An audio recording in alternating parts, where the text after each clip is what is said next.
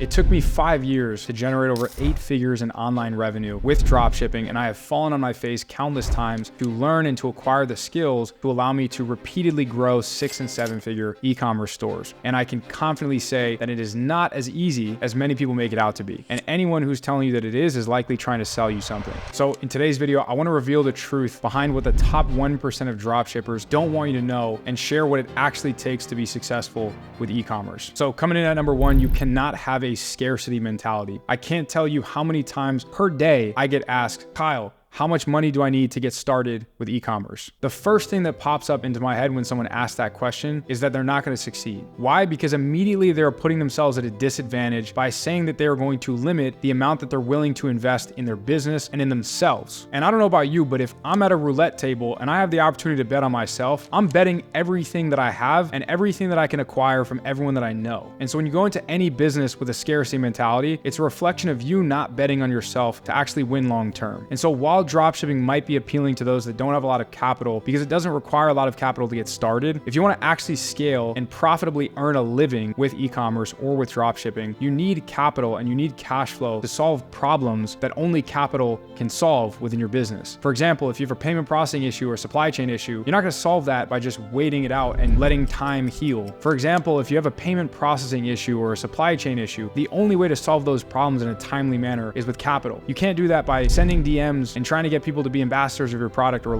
launching more TikTok videos. And so the truth is, it's very unlikely that you're going to grow a profitable e-commerce business with next to nothing in capital. You have to actively have cash flow coming in so you can solve problems that only money can solve. Number 2, your product is the most important thing, no matter what anyone else says. Your landing page, your email marketing flows, your ad creatives, none of it matters if you're selling a garbage product. Most people glorify the marketing and the creatives and the consumer psychology around what is going to make someone click on an ad. And while all of that is important once you've established a winning product, the hardest part in e-commerce is finding a winning product. And not enough people talk about that. I love the reference from Alex Hormozi where he talks about selling a product to a starving crowd. You can have the worst tasting, highest overpriced hot dogs, but if you're outside of a football stadium on a hot day where people are hungry, they're gonna sell. And so all that matters at the end of the day is that you have a product that is in high demand and you're not trying to oversell it to a crowd that doesn't want it. Now, e-commerce success does come down to consumer psychology. You need to understand why people buy in order to know what products to put in front of them that are going to be compelling enough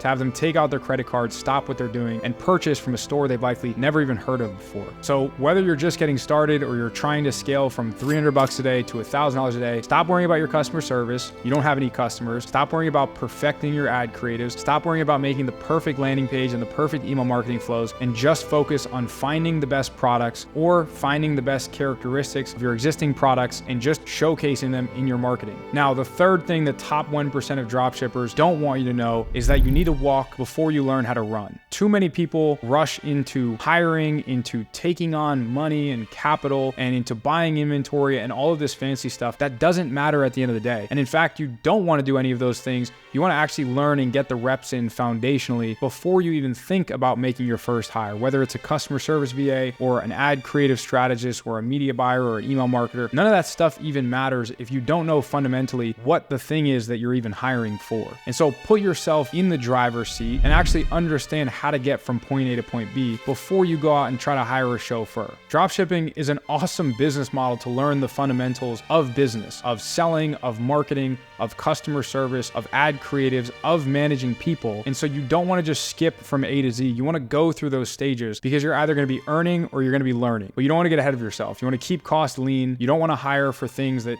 you don't need to hire yet and waste every dollar of profit that you start to slowly acquire and accumulate. You just need to know how to master the basics before you start outsourcing and worrying about how you're going to build this huge brand and this big empire. If you try to skip steps and cut the line and hire people that are really experienced when you either can't afford it or when it doesn't make sense within your business, you're probably going to end up having to come back to square one. Now, lastly, let's talk about this fourth pillar, which is the fallacy that dropshipping is low risk. Relatively speaking, compared to other businesses, dropshipping is low risk, but you should never get into a business just because it's low risk, because generally lower risk means easier to start, but harder to win. So that means that you have to take big risks within this low risk business model if you want any chances of winning. You need to not only be open to failure, but you have to seek it, because the speed and the rate at which you fail is the speed and rate in which you learn the most valuable skill sets that you are ultimately going to be able to apply to the business's growth. So in short, the faster you fall on your face, the faster it is that you're actually going to succeed. No coach, mentor, or course is going to teach you as much as your own trial and error will. And even if you do learn some of the things that you're naturally going to experience via trial and error, it's not going to sting the same way. It's not going to be as impressionable on you. You're not going to take it as seriously until it actually happens to you. I can't tell you how many people I've said, don't use Stripe, don't use PayPal, don't use Shopify payments. And what do? They use all of those things. And then when they run into a processor hold, they say, oh shit, you were right. And I should have learned from the mistakes and the failures that you've made. But now that I actually experienced it myself,